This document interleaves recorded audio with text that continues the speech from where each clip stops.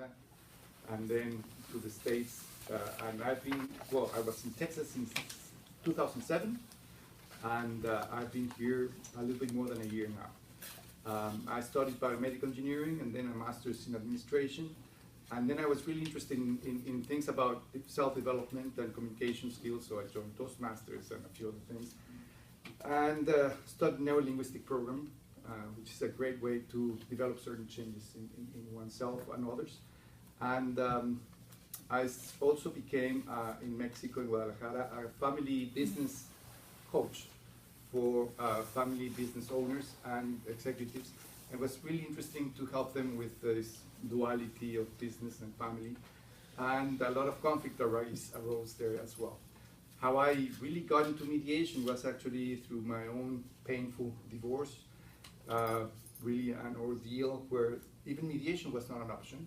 Through this, and not that I didn't want it, it's just that it was never presented to me. Up to the point where, okay, there's the judge and say, well, you both look like reasonable people, I'm going to order mediation. But by then it was already a nightmare that lasted for more than a year. So mediation didn't really solve much at that part. We just, of course, ended this situation. But it would have been a lot less damage if this option would have been there much earlier. So I got really interested in mediation, and I applied that again as a family business coach. And then in Texas, I got the training for becoming a family mediator for the Montgomery district of Montgomery County. And then I did it also here in Washington with the DRC and other organizations. So I'm ready to bring some theory and a lot of passion into the field of conflict resolution. In my opinion, again, it's not about the mediation that we hear with lawyers and at the end of a path where people are getting divorced. It's really more about conflict in itself. Let's prepare people for conflict. Conflict requires to be understood, and as we understand that, we'll see that we have a human nature that pretty much forces us to conflict, in the sense that we have this brain, our limbic system, our reptilian brain is ready for flee or fight, and it's just a reaction. When people have these triggers of wanting to cry or being nervous or being upset or being actually violent, are these triggers that happen that we pretty much don't know how to control unless we get into a lot of training and understanding.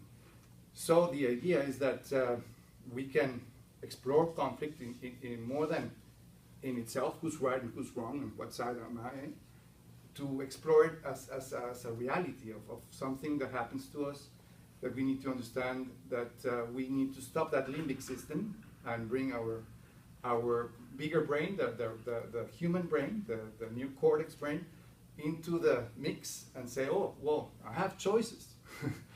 What are the consequences of this? What can I open up to understand more what the other party wants? How can we build a little bit more of collaboration? One of the words I have some type of conflict with is fight, to fight, fighting. It sounds like such a positive word. Fight for your rights, fight for what you need, fight against the evil, just fight. And that's pretty much part of our culture. So we need to fight to really achieve what we want. And yesterday we had a great example of something that was not about a fight, it was about collaborating. We should be instead looking at some other words that can bring us closer, that can bring us even. Fight has to do with antagonism, has to do with opposing forces, has to do with destruction actually. When I fight against somebody, I want to damage him or her.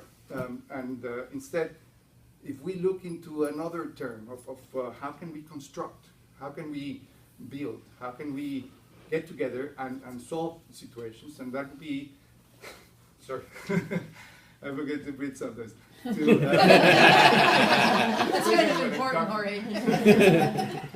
So, how can we develop that skill? And it has to do, of course, with self-development, reviewing our values, And there's a lot of things that we need to bring into the mix. So I've experienced that going to this about this area of conflict and understanding human nature brings a lot of skills about not only communication, also understanding, listening skills, openness. And we don't always see that in the court system. So by the time a conflict gets into the court system, it's pretty much too late to get mediation, even though they are required. The court system says that before you get a date with the judge to complete your divorce, mediation should have been attempted. And of course, lawyers would attempt that mediation at their own style, which is not really the mediation I'm talking about.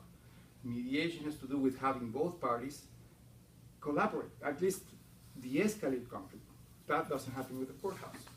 They might control your fear, they might control it, you guys can be there in front of the judge, but you still have all this rage and all this feeling and frustration that even grows more. So how can we, as a community, as families, as members, be more able to not just go into these fights, trying to bring some proposals, some collaboration, so some understanding. I love I'm not Catholic, I'm a Unitarian, so I'm not into religion that much. But I loved what the Pope had to say to us. In every of his speeches, he would bring this message of hope, of construction, of changing things for the better. And I think that's something we can do with actually conflict resolution. So it's great to have you as advocates of this. I would like to train you as much as you want. I believe that the more people know about conflict resolution, the more prepared are for mediation. So instead of having a mediator coming and solve my problem because he doesn't understand what I'm trying to say, is really knowing that a mediator would be a very partial person just facilitating this conversation, de-escalating conflict, bringing respect, bringing a right environment that will allow people to talk to each other, and finally even coming with solutions. So it's great with everything in family cases, for instance, teen park mediation, or this clash of generations, gender clashes as well. And all these types of conflicts that we are facing, and we are quite, let's say, we experience it as a very intimate, which it is. It's a very intimate, a very intimate experience that brings problems even in health. A lot of your massages might be people that are experiencing all these conflict and situations that they need to release, they need to talk about them somehow. How we work is many times, well, of course, training people in conflict resolution would be one way to get them ready. The other way is through pre-mediation sessions. So in any case, when there's conflict and they just are not ready for sitting together and have this, let's say, crucial conversation, we can have a pre-mediation session, which means I will sit with only one party, with everything is confidential, except for the agreement at the end, and they're of course the ones who show it. But in this pre-mediation session, I get the feeling from both sides, and I also leave them a lot of homework about how can you present certain type of proposals, what is the language that you can use, how can you let these things aside that don't allow you to be more, let's say, open or more human in favor to de-escalate and reach an agreement. So I think that pre-mediation can make a big difference in getting parties ready, and then have this conversation with both of them. Usually one session would be enough. They don't need to last that long. But it can be something that happen, I don't know, maybe once a year with with your children that are not doing their responsibilities, that apparently are not interested in anything, but at the same time they need to be heard from an impartial person that can bring some resolution into place. So I guess that's the message, and I'm happy to belong to this club, or this group, I think we have a lot of work to do in this area.